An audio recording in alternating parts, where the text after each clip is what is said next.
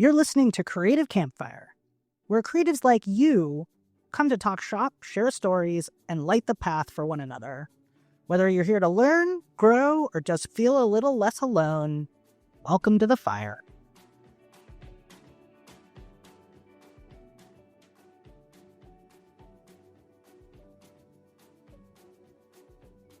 I'm so excited to have a wonderful, amazing, uber talented lifestyle commercial photographer on with me today who I met really early in my commercial career. We were in LA at a workbook portfolio event when they still did them in person. And he was just kind and gentle and warm and willing to talk to me. I was kind of the new kid on the block, and I asked probably 1,001 questions of like, what do you do? And how do you do it? Why do you do that? Oh, you live in Reno. And he was just so kind, just answered all my questions, was like, if you ever want to chat about something, give me a call. So fast forward today, I'm giving Jamie a call, and we are going to get into the thick of his career, the pivots along the way, how he's embracing AI, and all the little fun stories I know we'll end up on tangents about. So, Jamie, I'm so excited to have you here. Yeah, thank you, Shelley. I was very excited when you had asked me to do this because we always have such great conversations. I've always enjoyed just our topics end up in random places, and you're such a good conversationalist. I'm like, well, I knew that this would be more of a conversation than like an interview. So, Oh, for sure. I yeah, think what's interesting about that you say that is that you're an amazing storyteller. So when it comes to your work, you really capture stories in images and also in film. You do a lot of video. So it's funny when you're like, oh, I'm not very good about talking about myself. I'm like, what? That's crazy. Like, you just need to interview yourself and you'd be so good at it. But for those that don't know your work and don't know your background, give us the fast version of your 25 years. yeah. Well, I started out of college. I started working at newspapers in the Northern Nevada area, and then I thought, well, I think I want to be a fashion photographer. So because my family was British and I'm Canadian and I had the ability to go live overseas, I moved to Australia. I lived there for a year, assisted fashion photographers and made coffee and lattes on the beach and just had a beautiful 1 year spree of being suntan and super healthy. And then I had met a British cab driver living in Australia, and he said, "Hey, if you ever want to, come to London, let me know, and you got a couch to stay on." And so I got back to Reno, and I was like, "Well, I want to be a fashion photographer, so I don't know French. I can't move to Paris. I don't know Italian, so I can't move to Milan, and I don't know anyone in New York, so I'm going to move to London because I have a couch." So I called up my British cab driver, and he was so kind as to give me a place to stay for a little while. And that's what I did. So for 10 years, I lived in London and I shot fashion and celebrity work, moved to New York for a couple years. And that's when I started the transition. I decided that I wasn't in the fashion frame of mind anymore. You have to really be passionate to work in fashion. It's a very dedicated field. And I had realized I wanted to be closer to home. Um, and it was just time. Like, in life when it's time to make that pivot, you can fight it for so long. And then eventually you have to be like, okay, I just got to do it. So I left New York, I left fashion, and I moved back to Reno. And that's when I shifted from fashion into kind of more commercial outdoor lifestyle type stuff. And it was a hard pivot to make because all I had was a fashion book. I had celebrity portraits and fashion. And luckily, Reno is a small community. People I knew from college were still here. And at that time, Northern Nevada was hungry for some new photographic blood, so to speak. So I was kind of welcomed with open arms, and I started working fairly quickly. Fast forward to today, there's been a lot of pivots in between. Started video, probably 3 or 4 years later. I was the only one in Northern Nevada doing video of that kind, you know. 5D Mark IV. I hate the word, but it was like cinematic, that kind of stuff back in the day when everyone wanted that 35 millimeter film look, because all that before that was, the beta cams and the different stuff. So I rigged up a 5D Mark IV with a video camera and all the crap on it. And I was very, very successful because I was the only person doing it. And people were like, we want this. I was doing my own editing. I was doing my own filming. I mean, it was truly like a one man, two-man show for quite a few years, but it was very successful. Yeah, people sought you out. People sought you out for that. Yeah, yeah. No, everyone was like, we need video, and this, looks like it was shot on a film camera, that kind of stuff, very fun. So when you moved back to Reno and you didn't have that book, what were some of the things that you thought about, oh, I need to get that book so I could show people what I can do because, people can't see what they can't see. Did you use that college network to like put together personal shoots? Uh, you know what? I got so lucky because people knew what I could do and they saw the work that I had. Obviously I was doing top tier, high-end fashion and celebrity portrait stuff. So they knew me, they knew my personality, they knew they could trust that I could read a brief and translate it for, from a creative perspective. Um, and honestly, the same people had been shooting in Reno for like 25 years, and everyone was just bored. And they were like, we need a new vision, we need a new look, like we need new stuff. And so my first big campaign was a healthcare campaign.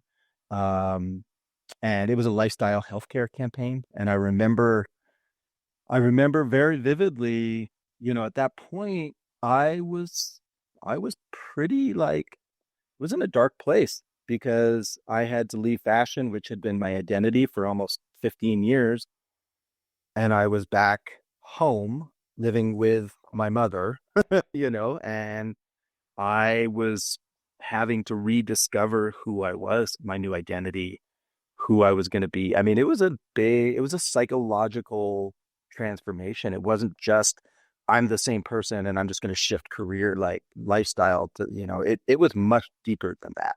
So when I got that call, I remember just being so grateful that someone was going to take a risk that I was going to, and it was a big campaign. It was outdoor. It was all over Reno. It was all over Northern Nevada, billboards and newspaper and print ads and it was a big campaign for one of the biggest hospitals in Northern Nevada. So it was a sizable risk that this agency was taking. Um, and I was just so grateful. I was like, and we nailed it. It was a beautiful campaign. It won tons of awards. And from that point on, everyone was like, okay, now we know, these guys trust them, so now we can trust it. Right. You basically broke through. That was your breakout moment there. Yeah. That was indeed my breakout moment where everyone was like, that doesn't look like so and so and so and so who have been here for 25 years, who's shooting it, you know? So that that in turn started getting me the calls, and then it was just a few years later when I started doing the video and I started shopping my concepts for video around. And I had been doing Boys and Girls Club, and I said, hey, I have this idea for a Boys and Girls Club video. And it's basically the end of year sort of um, gala, fundraising gala. And they always played a video, and I put together this video for them. And and again, 5D Mark IV, all rigged up, and everything was like loose and falling apart, but it looked really cool. And then I must have spent a month editing because I wanted all this like motion graphics and, all this. It was crazy. I think about that. But it won a lot of awards. It was funny. I got Shoot Magazine, which is like an industry magazine. I got New Face of the Year or something director. It was some crazy thing, and it just that steamrolled the rest, that me getting much more into directing and just video work in general. And again, I was the only one doing this kind of video in Northern Nevada for probably the next 3 to 4 years. So obviously, like that's a big boost of confidence, right? Yeah. This campaign comes out. These people trust you. They believe that you can do it, even though you don't have the work. You've built a relationship with them, but you were talking about that identity piece, which I think a lot of people deal with on a day to day basis. Like whether you're moving from job A to job B, or maybe you're stepping away from work to take care of a loved one, or maybe, maybe you become a parent, whatever.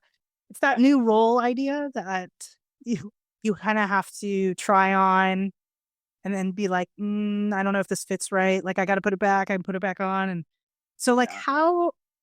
how did that evolve mentally? I'll tell you, that is something that it's not a one-off thing. And I think as creatives, if you're a creative long enough, you will go through identity changes, identity crises, identity shifts. It's the nature. We're humans. So you move houses, you get married, you have kids, you get a divorce, you know, sometimes you get bored with the style that you're shooting in. Like this is the whole thing about being a creative is that it's not just about creating, pretty pictures or whatever. It's about consistency through chaos. And that is what I have discovered is that you're never going to be without chaos in your life. You might have a break from it for a year to 2 years or 5 years. You will you will hit rough seas. The strength in creativity of being a creative is maintaining that thought process through the chaos. So, moving from New York to Reno, huge, like total shift. Lost entirely everything I knew about myself. Um, had to reinvent myself. Did you have that going the other way, right? Going from Reno to London No, because or I didn't even have London. identity before that. Okay. Before that, I was a student, you know. I was just a kid who's like, I'm gonna, I'm just this dude from Reno who has never really left, but I'm gonna go live in Australia for a year because I want to go fucking live on the beach and I want to assist fashion photographers. I want to know how to do it. And then I was like, okay, I did it in Australia, small time. Now I want to do it big time. So again, I had like $3,000 in my pocket and I'm like, okay, I'm going to go live on a couch. And there was not really a lot of internet stuff happening at then. So, you had these directories, kind of like workbook, but way bigger. And I just went through every one of those books and I'd see a photographer's work I liked and I'd call them up and say, hey, do you need an assistant? And I just did that for weeks and weeks and weeks. And then eventually I got someone who said, come down tomorrow. I need a hand tomorrow. And I didn't even know how to assist properly at that point either, so it was a lot of cold calling and a lot of fake it till you make it. So So then what was that transition from London to New York? London to New York was really hard because in London I had been incredibly successful. I had, I knew all the magazines, I knew all the creative directors. If I wasn't shooting for a magazine, it wasn't because they didn't know me, it was because I was shooting for their competitor. Like it was a very small, once you get into that level, it's a very small community. So when I had done some exploratory trips to New York, I had seen, fashion directors and art directors. And I remember Kirby Rodriguez at the time, art director of W. And he I saw him and he's like, as soon as you get to New York, call me. I want you to come on board. I love your work, blah, blah, blah, blah, blah. And so I had this handful of people who were ready to book me as soon as I got to New York. And I was like, fuck yeah, I'm going to kill this. And I get to New York and like Kirby Rodriguez is retired. And this director was gone. Like all these people were suddenly gone and everyone who had said we want you to come work for us had forgotten who like it was just this whole this whole thing. And suddenly I'm like, this sucks. Like I was sure that I was going to move to New York and freaking kill it, you know. So I had to start over with new faces and new book and you know, I mean, I did some stuff and I enjoyed New York. I lived in a really cool apartment. We have, you know, it was a very I lived in Brooklyn, rooftop parties, cool people, all the shit that you do when you live in New York. But at the same time I felt hollow and I felt empty and I felt like this lifestyle is no longer what I need. It's no longer what I'm interested in. And I was longing for something a little more deeper. And I had fallen out of love with fashion because there was a shift at that point. I remember doing a casting and it was a lingerie casting and we had the girls come in and the first girl that came in was very obviously anorexic. And I was like, I can't shoot this girl. She's sick. Like this is a sick individual. I can't condone shooting someone like this for a lingerie campaign. And I thought, oh, that's just a one off. And I made a note like, I got to talk to the agency because this girl is not well. And then girl number two comes in, same thing. Girl number three comes in. And all it was a phase in fashion where this ultra skinny was what was in. And I was like, I can't do this with any good with a uh, you know, with a good heart. Like I can't do this anymore. And so that was part of it. Um, there's the whole shift in my life. It was time to get back and and be closer to my mom, be closer to the West Coast. And also I started dating who became a woman who ended up becoming my wife. Um, And and she was on the West Coast. she was coming from London. It was a whole weird timing thing. But she was moving back to the West Coast. So it was kind of like my life had shifted. Um, I wanted to move back to the West Coast. She was leaving London, and we decided that we would, you know, sort of like do it. You know, we'd move, and that was when we, you know, that was the beginning of a whole new life. So I had a partner, and then I also had to restart, you know, a new life. I just find that Started. I find that it's like an interesting journey that I haven't yet actually explored with anyone else on the podcast. Like the change of life, the change, like whether you're living in the same place, but you're changing direction. Yeah. Like you said, you know, you kind of fell out of love with fashion. You didn't really like where the industry was going. You didn't like what it was, you know, what you were seeing. You didn't agree with it for on moral grounds. And also like the lifestyle just didn't fit you anymore, right? Like Yeah. the kind of the crazy run and gun, probably in your 20s or late 20s. Yeah, yeah. I mean, No, when you're in your mid 20s, like I was in London from 26 to 36, and I had the absolute best years of my life were those 10 years. Like they were London was an amazing scene, the creativity was there, music was good, fashion was beautiful, McQueen was there, like everything was just beautiful. And you know, East London at the time hadn't been overly gentrified, so there was just beautiful music, and it was just a scene, and so I got used to that, and then you know maybe I liked the lifestyle as well as the fashion, and then when New York came along, it was you know it was just yeah, it was a season, and I firmly believe that that was my season, and that season came to an end, and it was time to start a new season that had a little bit more depth. You know, I was wanted to look at starting a family and spending more time with my mother, and you know, exploring a side of me that had never really been let out. That was someone who could be in a relationship and have a family, and you know, have a more stable existence. So I'm curious, right? Because we just talked about really big cities, right? You went from small northern Nevada, Yeah. Yeah. right? I mean, there is a town there called Reno for those that don't know. What are they? What's the tagline? The littlest big, Biggest little city, the biggest little city. in the ring, Yeah, and the biggest little city in the city in Nevada. Yeah, and but I mean, like that doesn't compare to London and New York. So not only are you switching from these really big metropolitan cities with places to go and meet people and, potentially send your book because you're probably sending your book in at that point in time. Um, how does that work? Network.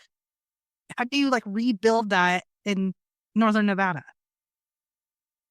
What I did, so obviously a lot of the people, I was very good. I would come home once or twice a year, and I was very good at whenever I would come home, I would call up, uh, Mark Bayer, who I had interned with, and Mark Nanini, who I had interned with, and I would have a drink with them and I'd have a cup of coffee. And I would do that every time I come home. I would call an art director or agency person that I knew from college that I had interned with. And so over the span of 10 years, I still maintained a network of people here. And I don't know why I did that, but I'm certainly glad I did it. I actually liked the people. So when I made it back to Reno, I had a small network already. And like I said, I did that healthcare campaign. You prove yourself to a couple of the big agencies, and there was a handful. There was at that time there was probably 5 or 6 really good agencies in Reno doing a lot of really good work. Um, and like I said, everyone's hungry for a new vision, for a new look, and a new personality, just a new creative. And I fit into that right there. So I joined the board of it's a AAF Reno, American Advertising Federation, or I guess what it is. Anyway, it's a national, the AAF is a national group of advertising people. And so I joined the board. So I got to know creatives on the board and, I just networked the shit out of it all, all the parties and it was fun. I loved that at the time. I enjoyed meeting people. I'm good at meeting people.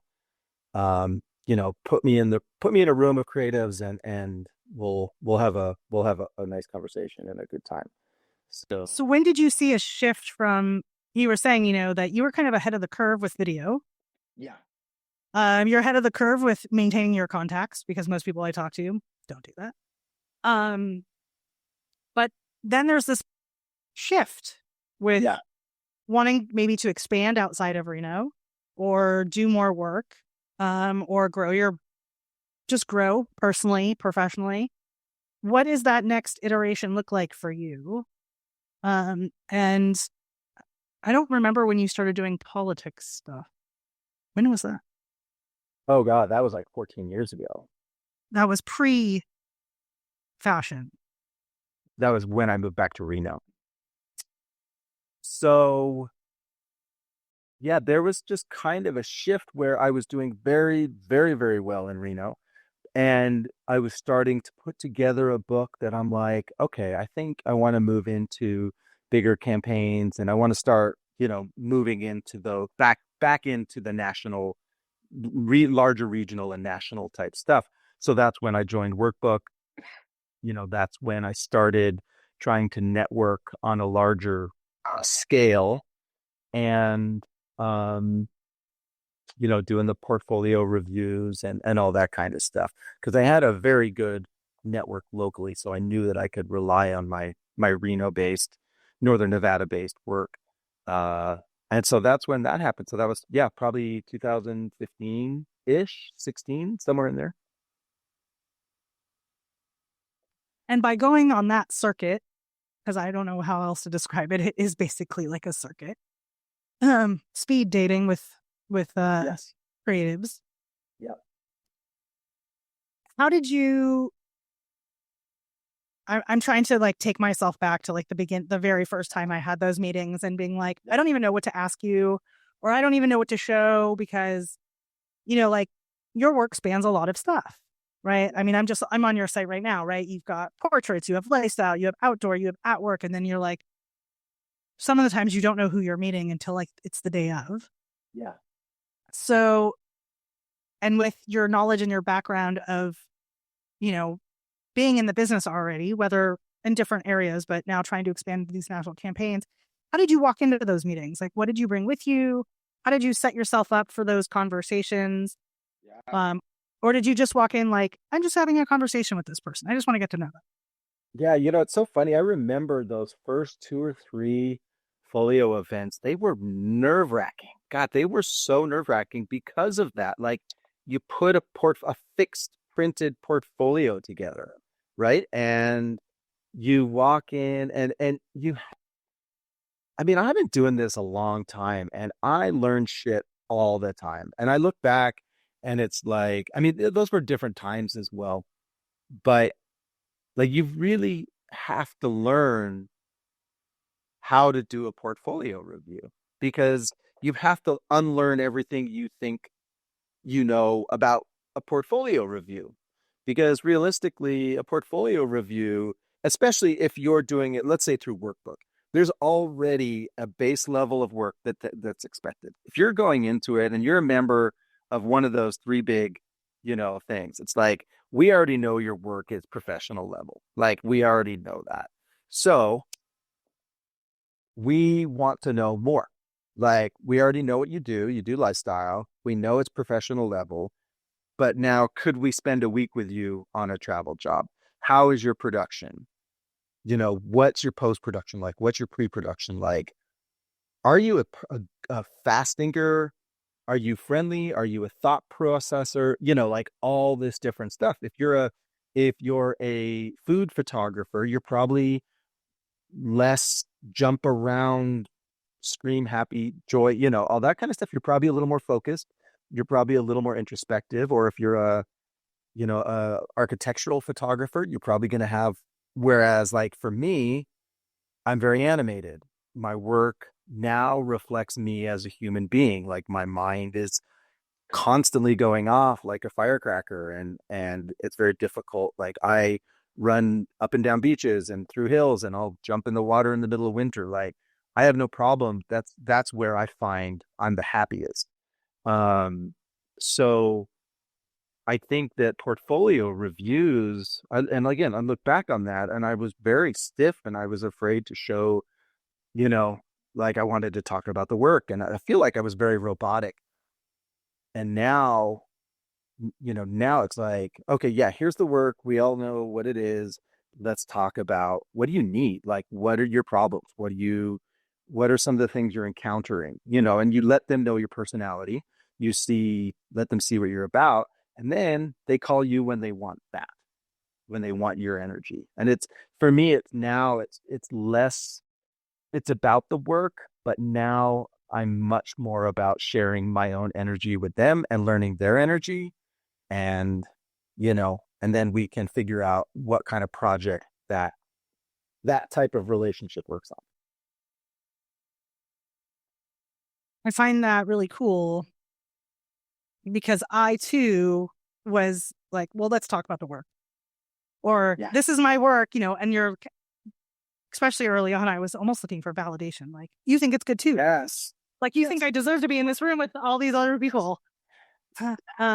Because, early on, I only knew like, 3-4 people. And then after you go on the circuit for a while, you get to know everybody, you get to know everybody's work. And then there are certain people that I would be like, oh, please don't let me follow her because her work is so amazing. And there's no way, there's no way they're going to look at my work and then be like, oh, we're not going to, the girl before her was better. There's somebody that's in my mind when I say that because I always teased her. I still tease her to this day and say, when I grow up, I want to be you. That would be Inti Sinclair. Inti, if you're listening. Inti's amazing. We all love Inti. Yeah, so I would always be like, oh, please let me go before her. But I do think that there is something about like the last portfolio reviews, in-person ones I did was last fall. I actually went to Barcelona for portfolio reviews. Wow. And very different to be in Europe, number one. The expectation of having a printed book is still there. Interesting. Which I wasn't too aware of. I mean, I wasn't going to bring a printed book flying from London to Barcelona. I wanted to be flexible. I wanted to be able to pull up stuff as to your point of like, well, what's your issues or what's coming up? Or maybe I could show you something that illustrates X, Y, and Z.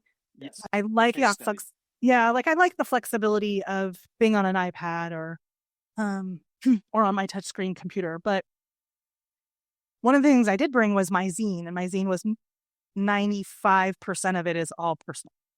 Yeah. And I love that shit, man. I love it.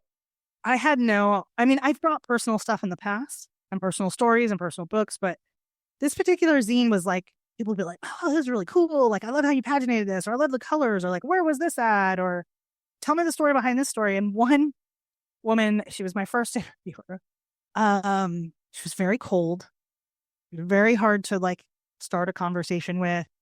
And she clearly did not like my work.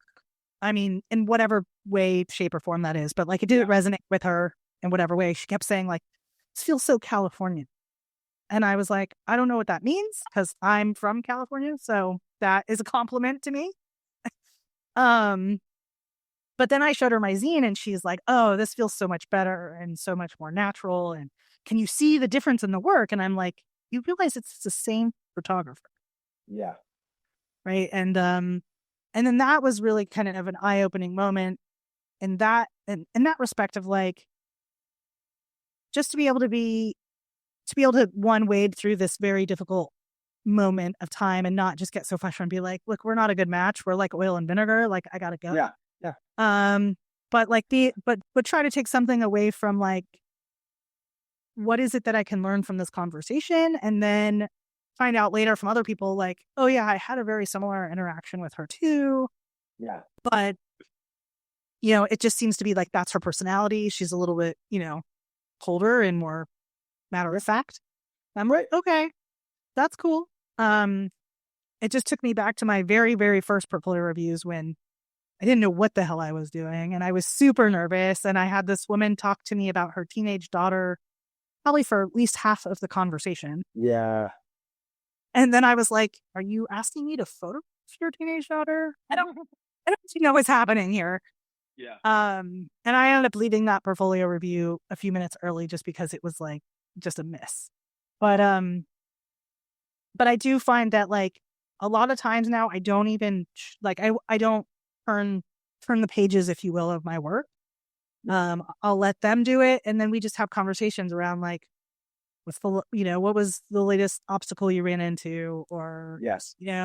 what was something that was they want to know from me like what was a solution I came up with, what's a difficulty I had on set.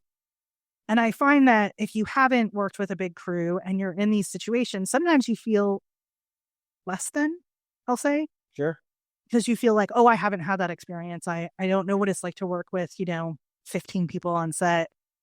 But it doesn't make you less than. It's just that's how you run. That's And there are jobs out there for two people running gun that are, you're shooting for American Express or whomever, and all they want is two people. They want it small. Like there's literally jobs for every level. Like that's the beauty of it. yeah.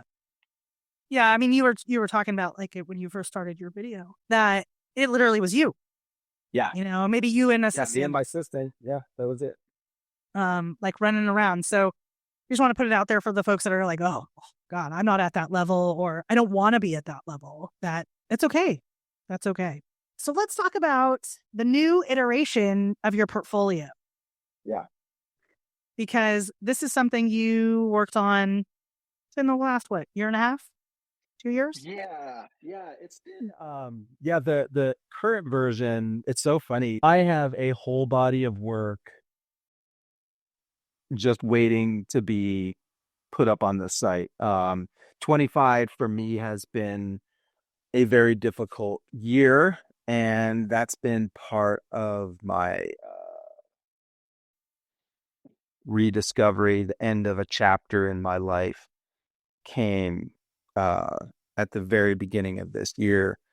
And the majority of this year has been surviving. It's just been surviving.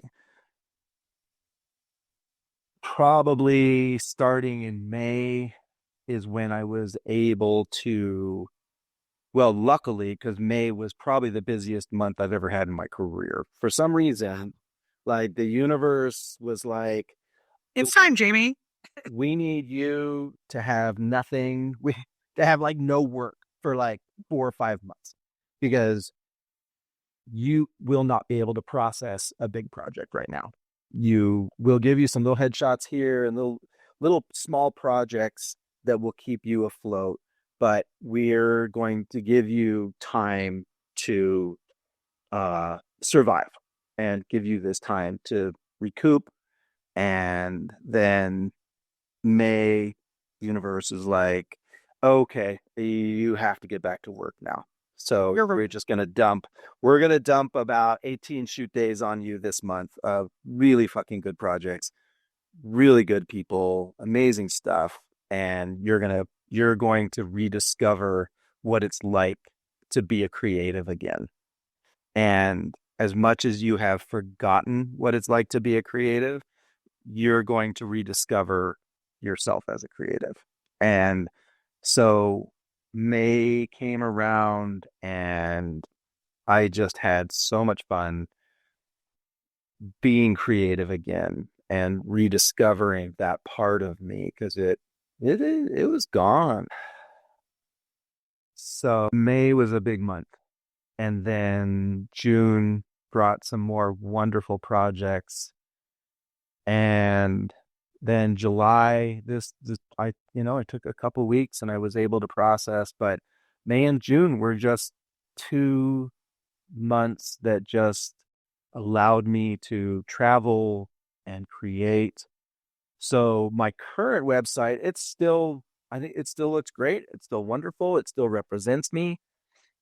But it's definitely time for me to sit down with it and reevaluate. And, I really need to, I just need to get my head back in the game fully. And uh, it's proven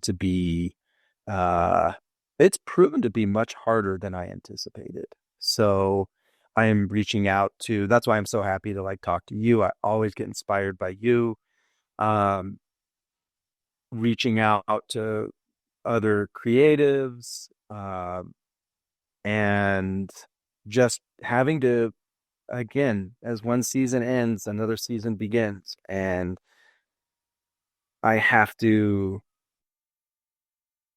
really sit at the beginning of this new season and look at who I will be from this point moving forward.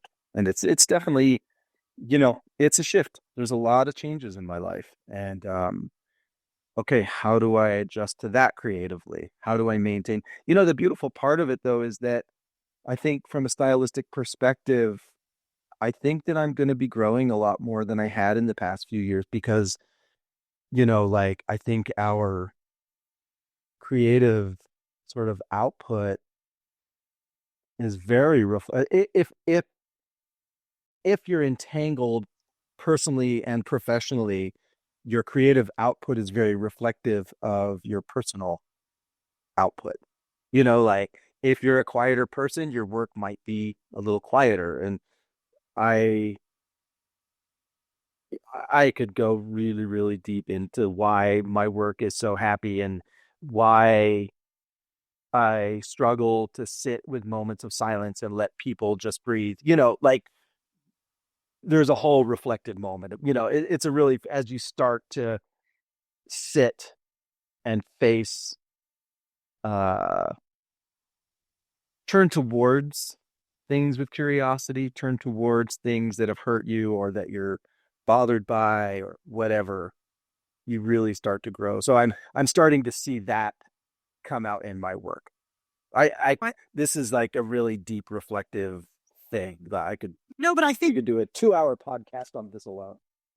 but I think there is beauty in the reflection, right? Yeah. So as hard as it is, and there's a number of people that come to mind right now who are going through really hard times, Yeah. who whether they're struggling because they just can't get the work or they're entangled with a bunch of bullshit in their personal life. Um, but I do think that it's like, when one thing is really hard and you're trying to find joy in the other thing, it's almost that joy is tainted. Right. Uh, Yes. and even though you're like, well, I'm not in situation A, I'm in situation B, so I should be, happy or content or, you know, whatever your quote unquote normal state is, Yes. but Yes. you just can't be, right? Right. Because the other one is definitely like mixing in. And as much as you try to hold it at bay, it's still mixing in. And so there's someone who I just had a DM conversation with last night, and on the outside from the work that I see them putting out, I'm just like, man, you're doing amazing, like crushing it. And like the Yeah. creativity is mind blowing. Like, I'm like, I don't even know how you come up with that stuff. Yeah. And then our DM last night was like, I'm in a deeply depressing, crushing time of my life. Yes. Yeah. And I'm like, what? What? Yeah. And talking from a personal experience, I was just on a shoot not that long ago doing a test shoot. And um, it was a buddy of mine and a food stylist, and we were shooting some ice cream. And we were like, now this was my whole manifestation of whatever it was, my mood board, my ideas, Yeah. all this stuff. And we are like in shot 2, and the food style is building the scene, and we're taking some, pictures as it's getting built. And he's like, oh my God, look at this. Like, Shelly, this is awesome. I love blah, blah, blah. And I'm just like, yeah. Yeah. And he's like, what's going on? What, like, that's not your normal, like, MO. Like, what's the deal? Yeah. And I was like, I don't know. I was like, and he's like, do you not like this? Should we change the lighting? Should we change the composition? Should we right? Like, what needs to change for you to like love the shot? And I was like, do you love the shot? And he's like, oh my God, I love the shot. Yeah. And I look at the food stylist. And I'm like, do you like the shot? She's like, I love the shot. I was like, then let's move on. Yeah. Right. Cause I'm like, sometimes it's nice to have odds. So 2 out of 3, Yeah. not bad. Yep. Move on. But I had to come home from that shoot and sit with that. Yeah. Like, what was it? Why am I very like, meh? Like, Yeah. this was, Totally. everyone else was happy with it. Like, they all loved it. They thought it was great. They loved the images we created. And when I came home and I was like, okay, So what did you discover out of that? Was it the more. images themselves, or what exactly did you go down? What had nothing to do with the images? Had nothing to do with the images. Yeah. Images are great. The images were colorful and fun. And it was everything we set out to do, but I'm missing photographing people. That was a big one that came out of that. I'm missing the breaking out of the norm, right? Like shooting too close to a mood board. People get too attached to the mood board photo, like, oh, I love this and I love the angle of this and the lighting Yes. of this. And so you shoot the angle, you match the lighting, and it's like, well, we just recreated that shot. That's cool. Now I know I could do that. And there's a nice validation and learning there. Yeah. But you're like, where's the original, where's my twist? Yeah. And so, yeah, I haven't shot much since that shoot. Yeah. But that's okay. Like that's okay. If and that's the part I think that for me, I had to sit in this space of I was dead for 4 or 5 months. And Yeah. and I was looking at my bank account. I was looking at the state of my personal life, and I'm like, everything is falling apart. And I have no control over this. And I had to surrender to that. And once I did, I found that, like, okay, everything is going to be okay. You don't know how. Right. I have no idea how I get out of this situation, but I will. And I'm like, come May, everything that I needed, I was given. And that included work, but not just work. I was invited in to shoot wonderful work, but also like the agencies I work with, the people, I just love every single person I work with. We are energetic, we are creative, we have a symbiosis. There is literally they never limit me. They never tell me dial it back. They're like, go be you. All we want is you. And if you want to do steroids and be you, then you do that. Like they encourage that. And it's what I needed at that point in my growth creatively. It's what I needed in my personal transition from chapter to chapter. I needed someone to say, go be you.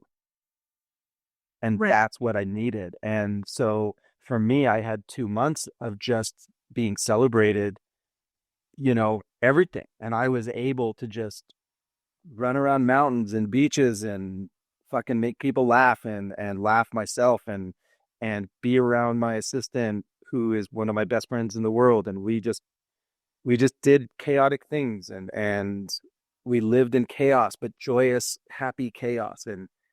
And, but the whole time I'm like, I'm just grateful for everything that I have. Bad or good, every circumstance, I'm grateful for it. There's a story you told me at least month or two ago. Um, I think it was actually right before your big deluge of work. Yeah. Kind of this like this very serendipitous moment, where you're gonna shutter your studio, Yeah. Oh, yeah. and Oh, wow. the new people were gonna move in, Yes. and they came to see the spot. And that is a very emotional thing too. I've been there. I closed the studio, opened and closed the studio. Um, but there's something magical that happened in that moment when they walked in to see your Yeah. space. Can you share that story with the listeners? Yeah. Yeah. Well, I built out this studio 12, 13, 14 years ago when everyone needed to have a studio. And it was an empty warehouse. It used to be a car like garage or something. It smelled. And I spent months staining the concrete, and I had a builder come in and build an office, and I put cool fixtures in, and I built a kitchen, and it was small. It was only like 2,000 square feet, but I had a cove and a nice kitchen and some nice lighting. And I love that you just called 2,000 square feet small, by the way. I know But go on. it wasn't like it's 5,000 square foot studio. Um, I was there every single day. I created a ton of work in that studio. My daughter would sit in her little swingy chair while I would work. My dog was a puppy. I mean, it was beautiful. And fast forward to today, where I don't need a studio. My daughter's 12. My dog has now passed away. Like, it was a whole thing. And yeah, give me a second. So I figured out I needed to get rid of the studio. It was a financial drain, but it was also an anchor, a mental anchor to a lifestyle that no longer existed. And so I started trying to get rid of it for about a year, and I couldn't get out of the lease, and there was a lot of reasons. And then back, yeah, it was like January, and because of what was happening in my personal life, my real estate person said, okay, they're going to let you get out. You can't get out of the lease, but they'll put it back on the market. And I was going to have to spend $3,000 or $4,000 removing all the office space and all the fixtures and everything that I had done in there, and made probably even more now. And I was so stressed about it. They said you have to put it back to your normal state and all this stuff.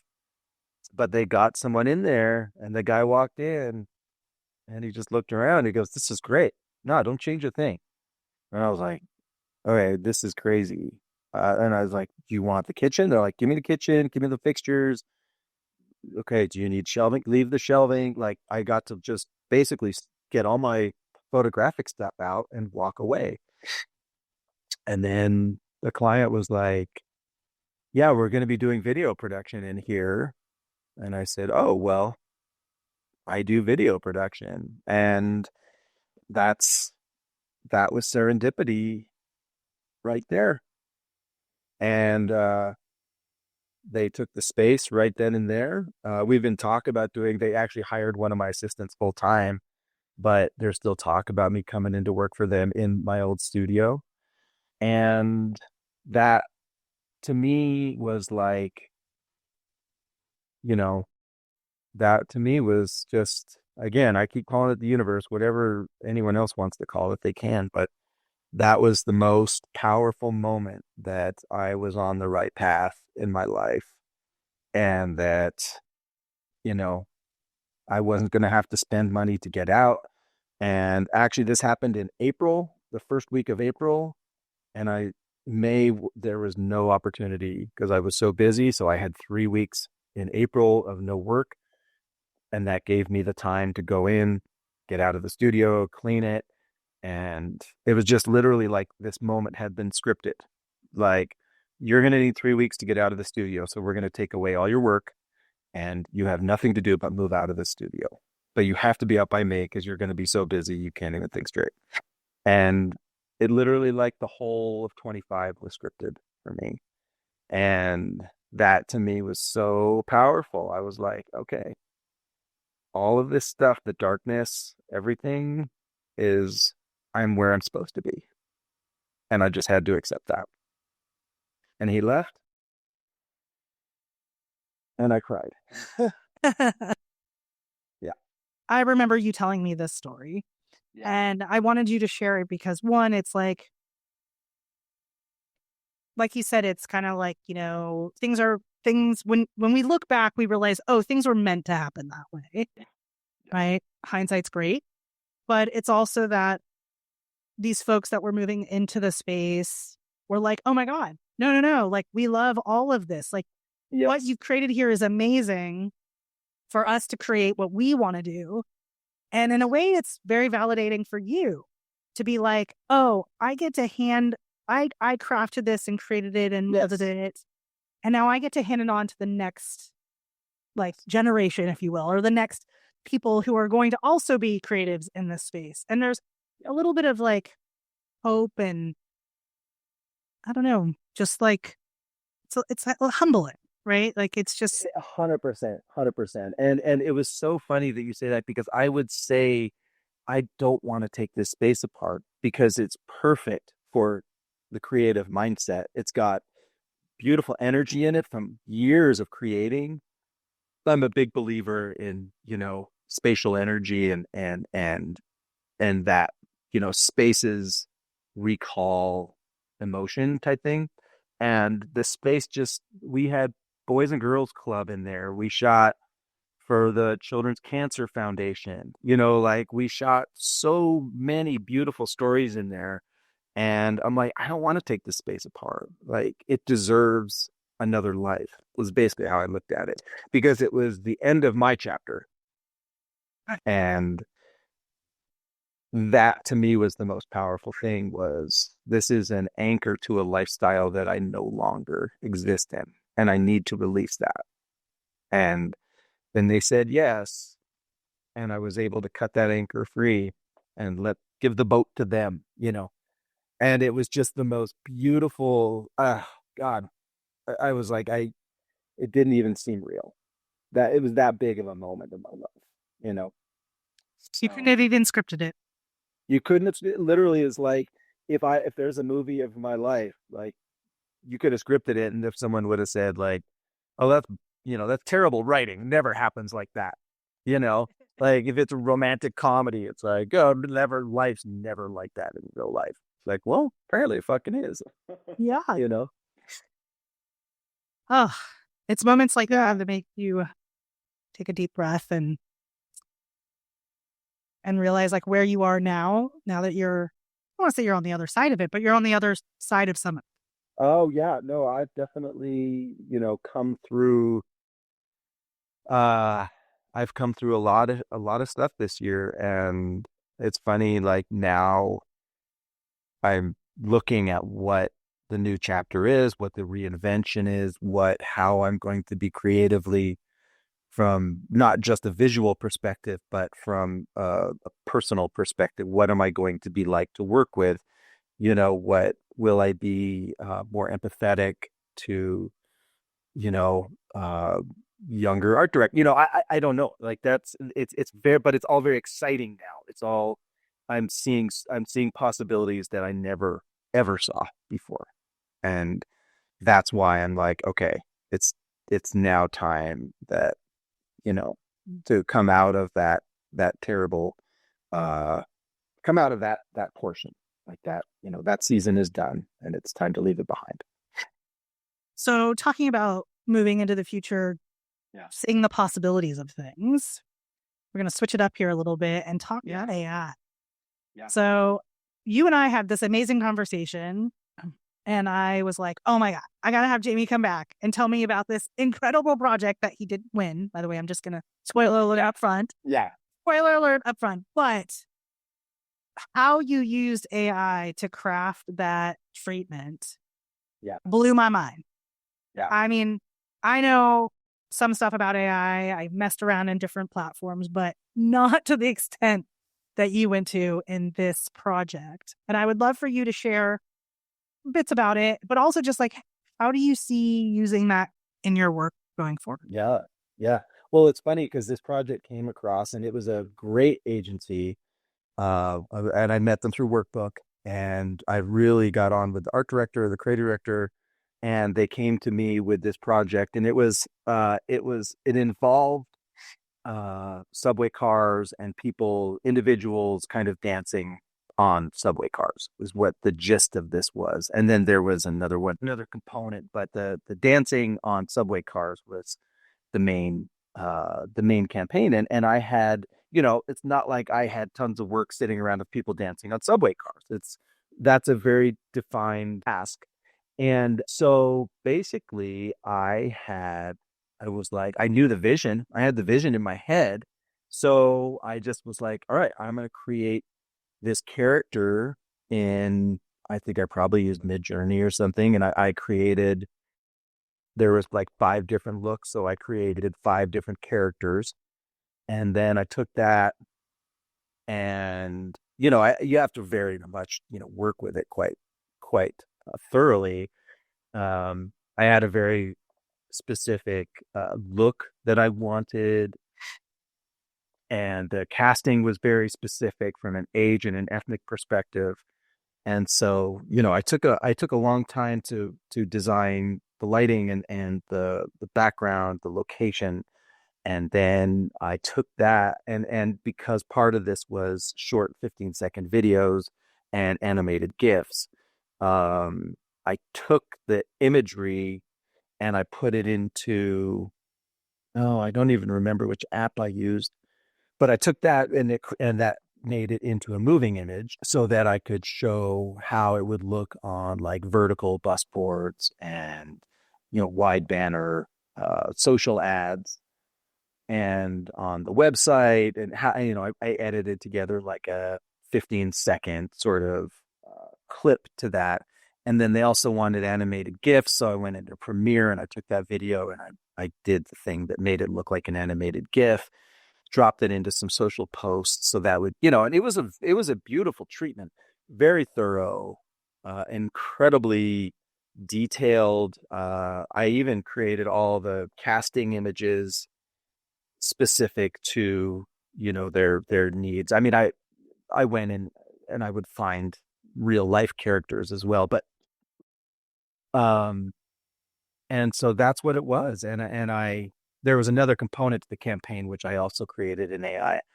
But for me it was, how do I get my perspective across? And that's always been what treatments are about, right? Like if you don't have the specific picture, where do you get that from? You borrow from someone else's website. I mean, there's always the ethical thing of, I mean, I got a job once and the treatment was using photographers I knew, was using their imagery from the agency.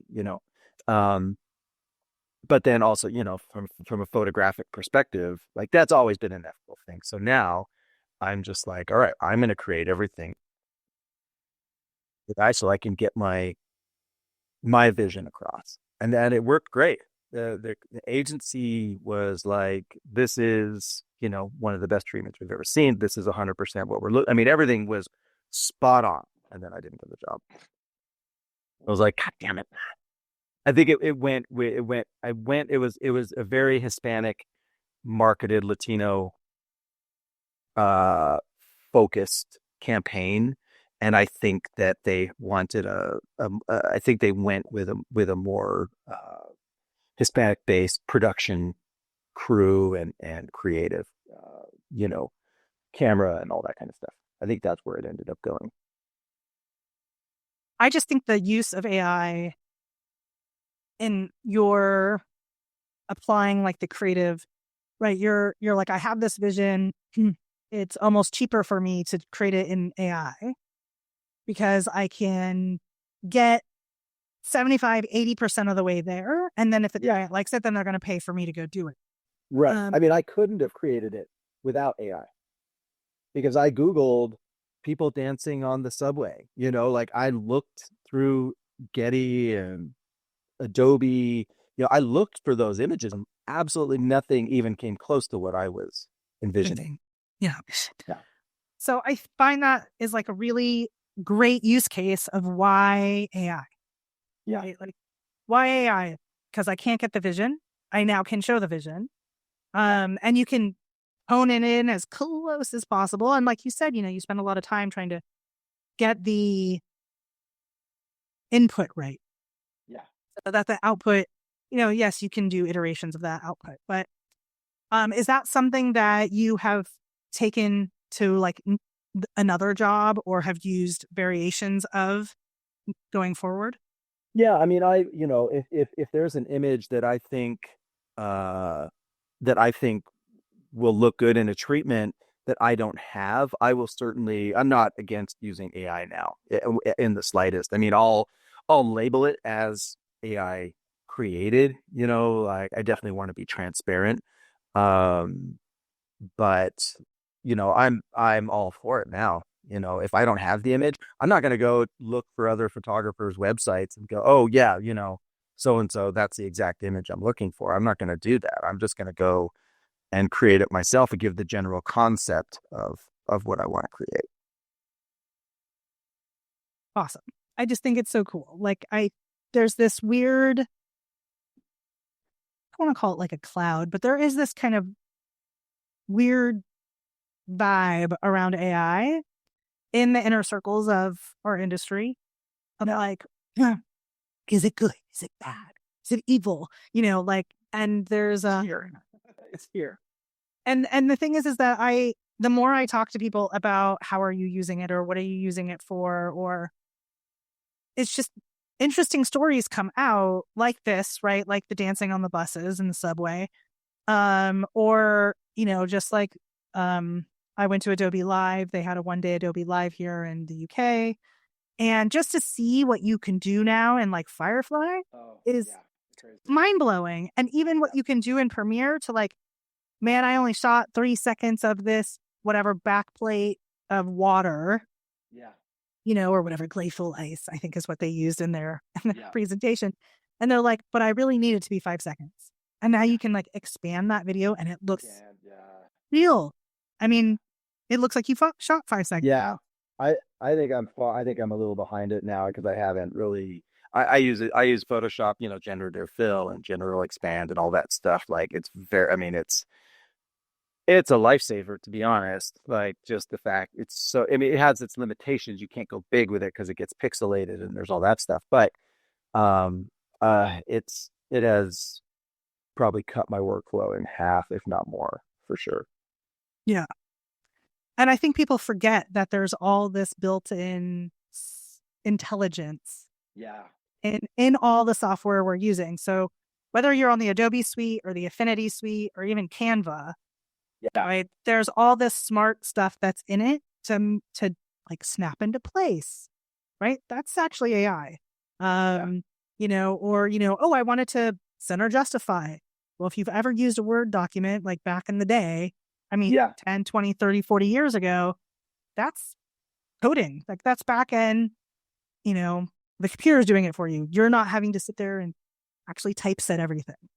Yeah. So I think we kind of forget what is actually AI. A lot of things get rolled up into it now. But I do think that you could use it to really express that creativity and do really wacky things. I mean, I love using the like mid-journey type of stuff for creating things that could never be. Right. There was a campaign I saw and they did it for underwater chocolate jewelry. Okay. Wow. Love that. You can't do that in real life. Right. Or like they had another one that was like midsummer. It was like a midsummer chocolate shoot, like on the streets of Vegas or something. Yeah. And I was like, yeah, that would, Yeah, that wouldn't last. That wouldn't last. yeah. So that kind of stuff I think is really cool because you can do things that you couldn't do normally. You can start blending things together.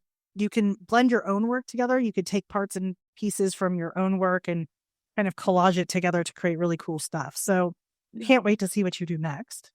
Um, No, I think years from that, we're only 1 to 2 years away from just we're, especially from the video perspective, we're not going to recognize it's going to be a whole new field, whole new world. And it's here. So you just have to learn how to use it and how to be a part of it. so let's let's end on this note, which is, Yeah. or this story, which is the changing industry, right? Yeah. So, you mentioned like, oh, maybe I'm a little bit behind. Maybe I'm a little bit behind in the technology now, or maybe you're just someone who hasn't adopted it or hasn't found a use for it or hasn't thought of a use for it. Where do you think we're going? Where do you think you need to think about moving forward? I mean, Yeah.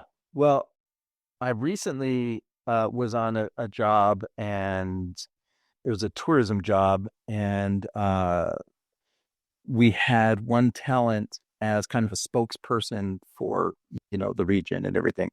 And turns out the agency is trying to buy the rights to the model specifically um, to her, to basically recreate her in AI, so that if they want to do a, Valentine's promotion video, they don't have to hire her and send her down.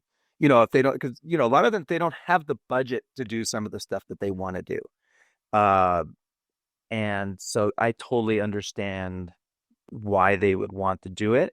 Um, but I think that is 100% where a lot of it's going. And they're not going to use real people. They'll just create someone in, whatever program we'll be using.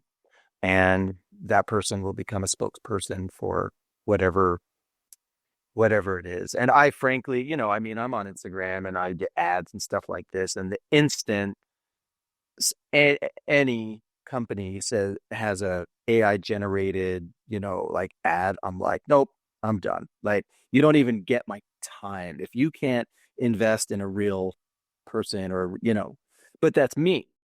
Like, that's the old guy me. I'm not the market.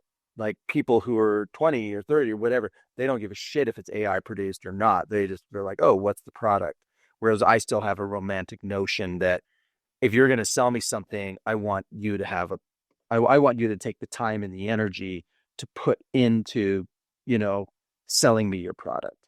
I don't want just some coded thing, because I don't, at that point, I'm like, I don't know, like, what is your product? What's the history of your product? What's the quality of your product? Anyone can now sit down and write a 15-second, Instagram or TikTok ad, and build it out and have it out, in a few hours.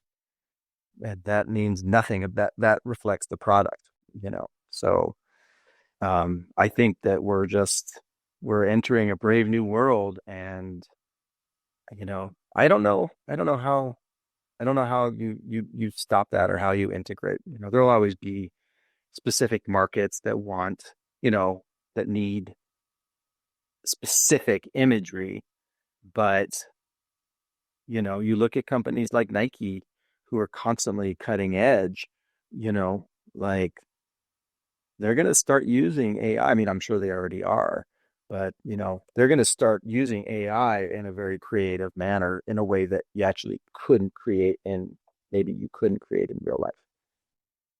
so what do you think the difference is between AI and CGI? Well, I feel like AI is just so much easier. CGI was like specific. You had to learn programming, and you had to learn software, and you had to learn this. I mean, you know, all I have to do is know which program is the best uh at making the video. I mean, there's still a lot of skill to make something really good in AI. Like, I'm not going to sit here and say anyone can do it, but frankly, anyone can do it. Like, I can go on, if I have the ability to go in, create my own character in Midjourney, take that character, bring it into and have it, in all honesty, like, there was 5 fingers on each hand, and like, if you played that thing for 5 seconds on an Instagram ad, it would have just looked like a stylized video. Like, it just looked stylized. And that was me not knowing anything. That was me learning on the fly. So, give someone a little bit of knowledge, and all you have to do is look. I mean, every day I get a new ad. I get a new, this movie poster, this movie trailer was created all in AI, or this ad was completely AI, or everything. And now it's just, yeah, it's coming, and it's coming much faster than we thought. Well, I do follow the legislator side of AI. So watching what's going on in Europe, for those that don't pay attention, Europe already has laws passed against AI and like how it can be used and how artists have to be credited and how it has to go up in places. And the UK is currently lobbying for rights. What is the rights and what is the parameters and what is the containers around AI? Yeah. And what's similar to, so it's called AOP here, Associated Photographers, very similar to APA in the States. And you probably knew them, Jamie, when you were here.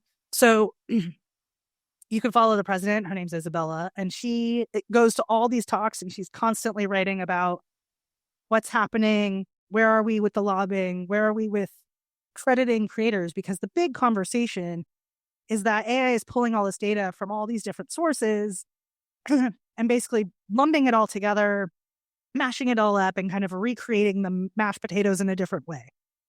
Yeah. And so it's very fascinating to see what's happening in these different segments around the world, because I think that's going to play into the same conversation we're having right now is, Yes. Right, if AI is a runaway train in the US, let's just say, Yeah. that, you might have your Nikes of the world or your Levi jeans of the world um, doing model scans and licensing the model lookalike. And the models actually are kind of happy about this because now they could be in two jobs at the same time. And they're getting paid. They don't have to do anything. And they're getting paid and they don't have to sit through hair and makeup and they don't have to like do all this extra stuff. And they get a royalty from, just going back to a royalty method with those jobs. So it's a very fluid conversation. And a lot of things are coming out from a talent standpoint as well as their creative standpoint. I'm curious to see how this cocktail comes together.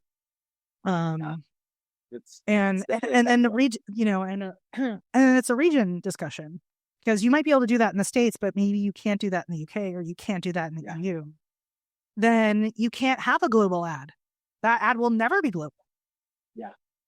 Right. So, it's a very interesting discussion to have. Jamie, we could talk for I know, hours on end. Oh my gosh, forever. But we're going to wrap this one up for now and put a little bow on it. Let people know, where can they find you online to follow along with all the cool stuff you have coming? Just jamiekingham.com. My Instagram is jamie.kingham. And on LinkedIn, I'm just Jamie Kingham. Not very creative, but easy. Easy. And if you're ever in Reno, you got to hit them up. Oh yeah, if you're ever in Reno, hit me up. We got great coffee and great cocktails. So lots of good stuff. And we got Lake Tahoe. We'll go paddleboarding. I was going to say, then you have some of the most beautiful terrain on the West Coast. So yeah, there's that too. This has been so fun. Thank you for sharing your stories and your insight and getting super. Yeah, I hope it was insightful. I hope there was something in there that someone can take away from this. Well, I know I did. So that's all that matters then. I think when you get vulnerable and you talk about the really hard stuff, it resonates. We don't peel back that layer all that often. Maybe one-on-one conversations, an intimate conversation with somebody over dinner, a phone call with a friend, but it's not often that we go really deep and we get into the heart of, it's hard to be a creative, but why is it hard? Yeah. What is hard?